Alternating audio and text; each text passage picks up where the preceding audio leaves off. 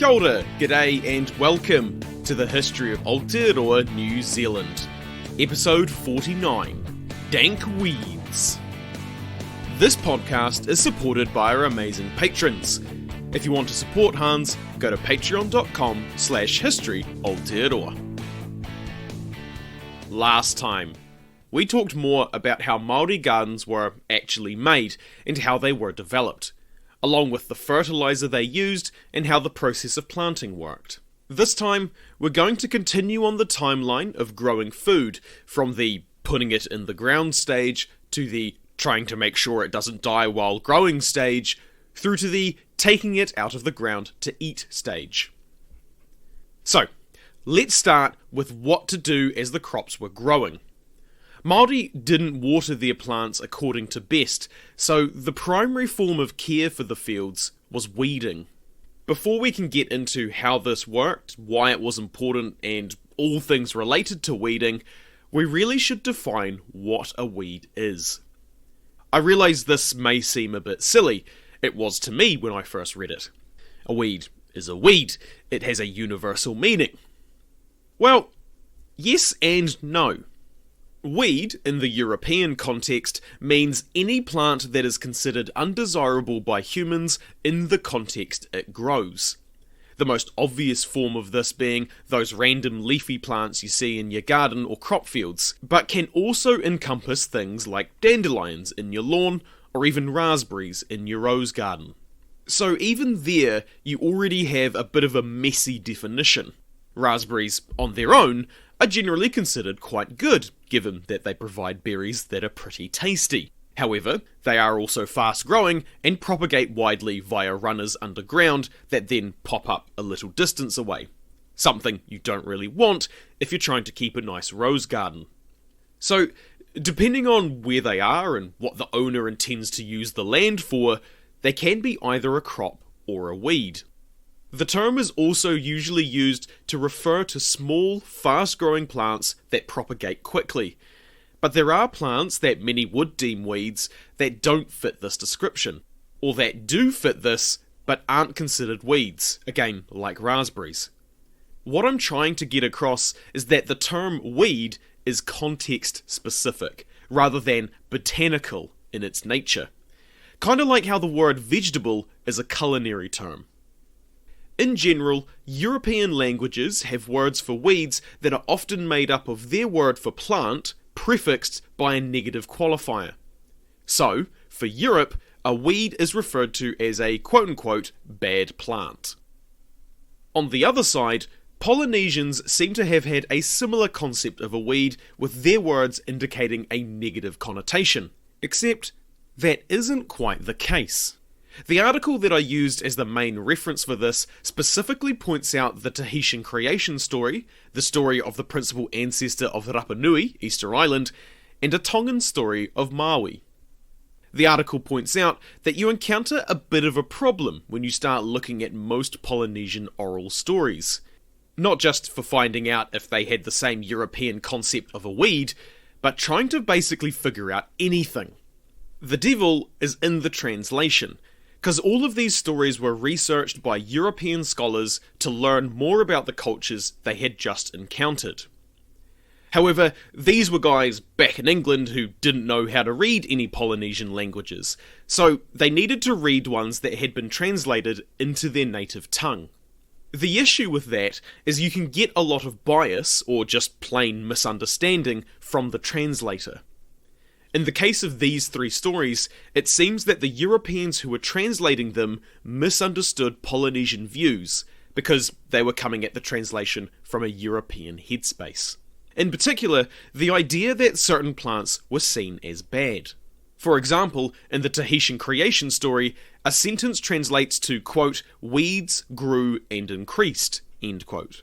But it's possible that the word that was translated into weeds is a more generic term for leaves or foliage. So, no negative connotation there. We see a similar pattern in the Rapa Nui story, with a word that was translated into weeds may just mean young shoots. The Tongan story describes the earth being weeded, as in the act of removing weeds. in this case, it may just be a misunderstanding of the difference between removing bad plants from already cultivated land and clearing land of bush for cultivation. There is, of course, a bit of leeway here, as this is the kinda immaterial part of a culture that is hard to pin down and define, so don't take this as gospel. For Māori specifically, well, the sources don't seem to really agree.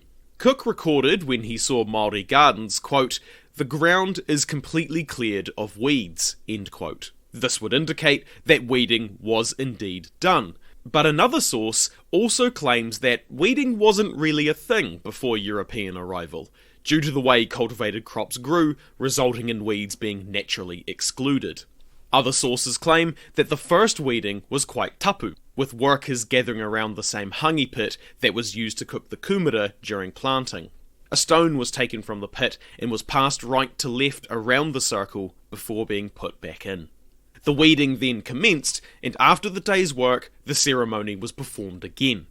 During the whole day's work, and even the planting and harvesting, the workers wouldn't communicate with those back home in the kaina due to the tapu. All of this would indicate that weeding was definitely done, and actually pretty important. However, it is likely that Māori didn't have that concept of a weed as a bad plant. Remember, Tahiti and that area is potentially where the Great Migration came from, and as we have just discussed, they didn't have that view. So, my very unprofessional take is that there is definitely something getting lost in translation here. Europeans not understanding that Māori may not have the same worldview as them seems like it has coloured the way their observations have been made, and as such, subsequent research has been influenced by this. I'm not saying that Māori definitely did or did not perform weeding, but the waters do seem to be a lot more muddy than it may initially appear. It is also possible that the Māori style of horticulture just didn't require weeding, but due to how Europeans grew food, it seems to have resulted in this change in thought in Māori seeing certain plants as bad. This would again stir the historical record a bit, especially for anyone like Best asking questions in the early 20th century. With all of that said, when I use the term weed in this episode, I am using the European context of any plant that is considered undesirable by humans in the context it grows. Primarily, in our case, that context is horticulture. Weeds native to New Zealand weren't the only ones that were found here though. Māori brought over their own seeds, either intentionally or accidentally, and over time some of these plants became naturalised, basically meaning that they were present in the wild and reproduce, thus adapting to the different conditions. The observations made by Cook and his botanist Banks were particularly helpful in figuring out what plants were native or naturalised from the samples they took. However, Māori weren't the only ones who brought their own plants. Europeans brought a whole range of new flora to Aotearoa. Again, some intentionally, and some not so much. We'll talk more about how horticulture in general changed after European arrival in another episode, but for now, I just want to focus on how this occurred in regards to weeds. One of the first European recorded instances of weeding in New Zealand was made by missionary Samuel Marsden in 1815. He saw the blind wife of a chief walking along a garden and pulling up weeds. She would then step on them to make sure she knew where they were and throw quote-unquote mould on them, supposedly to kill the weeds and stop the growth. At this point, it is likely that the weeds she was pulling up were introduced from Europe, rather than anything already in New Zealand before Cook. The kind of plants that she may have been pulling up is something that may surprise you. Things like cabbages, radish, turnip, spinach, celery, carrots, and parsnip.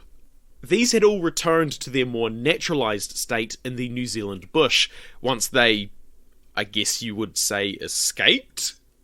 This meant that they didn't have those pesky humans trying to breed various traits into their lineage, like increased size or more flavour. So they were generally a lot smaller, and not really the kind of thing you would expect to see on the supermarket shelf today. Leeks were also observed wild and free, roaming the fields of Northland by Darwin. Yes, that Darwin. The father of natural selection also saw large-leafed dock, a weed that was common in Europe, and said would, quote, forever remain a proof of the rascality of an Englishman, who sold the seeds for those of the tobacco plant, end quote. If you're picking up what he's putting down there, that gives a little hint to what we will talk about when we address European plants as a whole.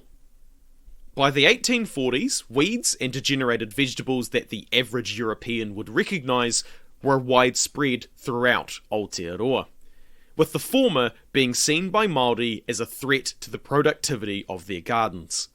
Being in a new land that wasn't used to having them, just like introduced animals, these alien plants grabbed any available space they could, being spread by wind, birds, along with other animals, and of course, people.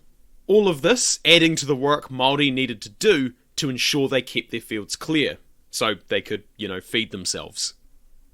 This kind of fed into this idea that cropped up in 1844, that European weeds could, quote, exterminate and supersede the original possessors of the soil, end quote. It wasn't long before this became a widely held view by Pākehā, who had recently been granted sovereignty over the country and independence under the Treaty of Waitangi. I realise my use of the word sovereignty here is problematic, and some of you may be yelling at your phones, but what I'm trying to get across is the attitude of the people at the time, rather than what actually happened. Because what we see is that this attitude of European weeds being superior as to exterminate and supersede the original possessors of the soil is extended to trees, birds, and of course, Māori themselves. Add in a dash of Darwin's theory of survival of the fittest, and you can see how this might have gotten a bit out of control. Supposedly, New Zealand plants were, quote, powerless when it came to competition with the European plants, which by natural selection have become the very elite of the weed world, end quote. With the implication being that by extension, this applied to Māori-European relations as well. In short, Europeans were using weeds as a tool to justify colonisation, suppression, and in some cases, extermination of Māori and their culture. A theme that has and will continue to come up again and again in our story. In saying that though, it would be unfair to tar all Europeans with the same brush, because some did see the spreading of European weeds for what it was. Foreign plants spreading in a land that wasn't used to them and had no way to slow their growth. While Māori were pretty annoyed about the spread of things like dock plants, on the flip side, European farmers were none too happy about the spread of native species, such as bracken and manuka, which may have actually been growing more aggressively than European crops. Bracken, which is a large fern, was considered one of the worst culprits, along with tauhinu, a small shrub sometimes called cottonwood. In fact, tauhinu gave farmers such a hard time that it would be added as a third schedule weed of the Noxious Weeds Act of 1908, the first native plant to do so. What this meant in practice is that any local authority could declare it noxious, that is to say, harmful, which would allow them to take steps to eradicating it and punish those for spreading it, along with any other steps they deemed necessary. To give you an idea of where tauhinu sat in regards to other plants, some third schedule plants you may recognise from this act are gorse, wild turnips, fennel, and hemlock. The reason I know this is because I read the act itself, which was somewhat of an eye-opener for me, because I actually really enjoyed reading it. For instance, one of the interesting things I saw was that blackberries were part of the second schedule, deemed national noxious weeds. Basically, these were considered weeds across the country, and you could remove them with impunity and face fines for spreading them, or even just not removing them when you found them. In the case of bracken and manuka, they weren't put into the Noxious Weeds Act. However, they were excluded from the Native Plants Protection Act of 1934. basically placing them in this weird limbo of they aren't protected, but you aren't legally obligated to remove them either. Part of the reason I'm making such a fuss about this is that the Wildlife Act of 1953, the act that currently dictates what animal species are protected and which aren't, operates on a similar premise. And I've had occasion to read this act in my day job, as I have sometimes had to work within its bounds. Also, because this is, I guess, what Hans is gonna be like when Parliament becomes a thing. So, get hyped? Question mark? Weeds weren't the only thing Māori needed to combat though. As we mentioned a couple of episodes ago, different types of fences needed to be erected to keep out European pigs. But before that, Māori had their own local pest that they had to contend with. Remember the awhito? The little caterpillar that they used to make ink for tāmoko. Well, apparently it had quite the appetite for kumara, and a lot of effort was put into getting rid of them.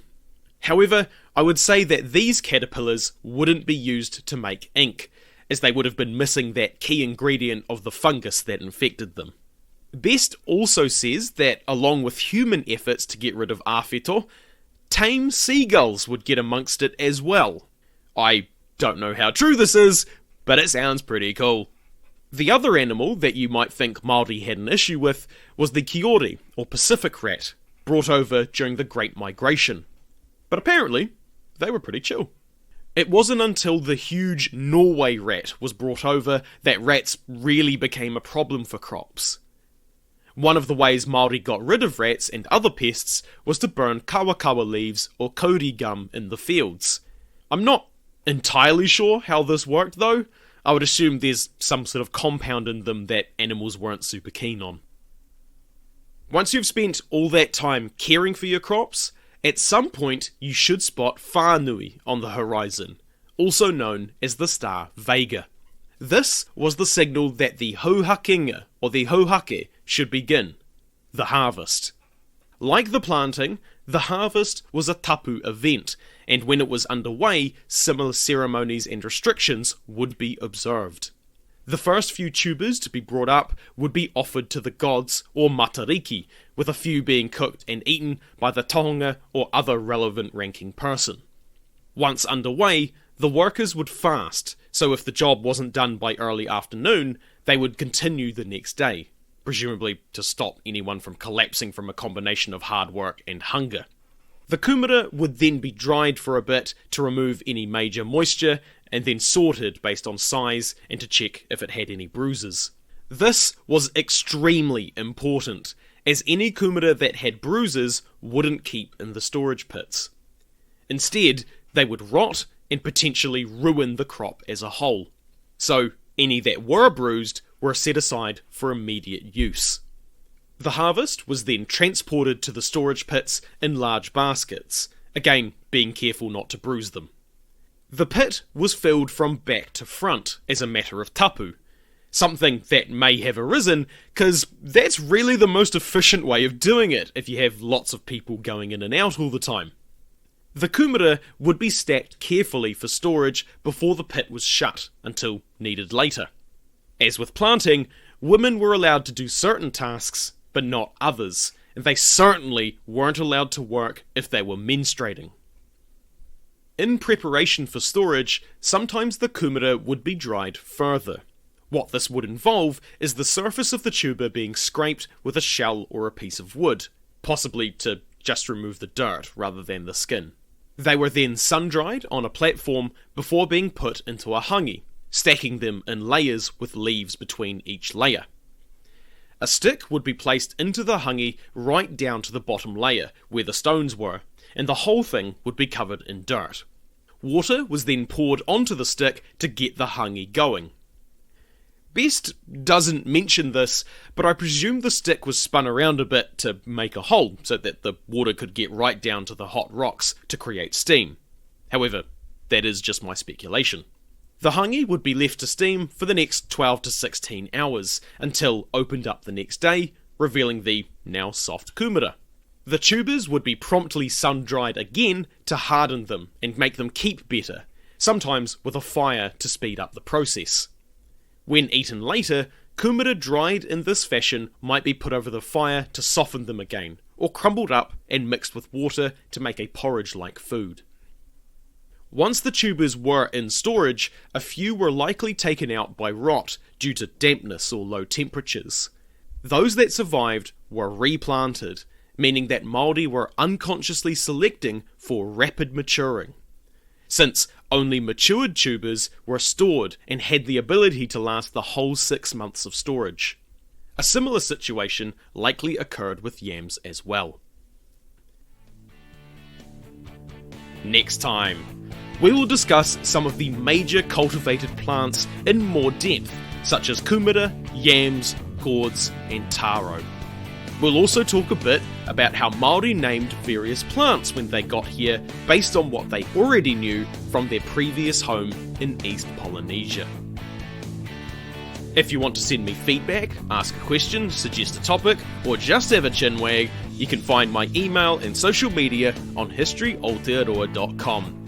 Aotearoa spelt Aotearoa.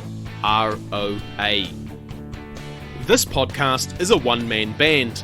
If you enjoy listening to me talk history, you can support us through Patreon, buy merch, or give us a review. It means a lot and helps spread the story of Aotearoa, New Zealand. As always, haere tu atu, hoki tu mai. See you next time.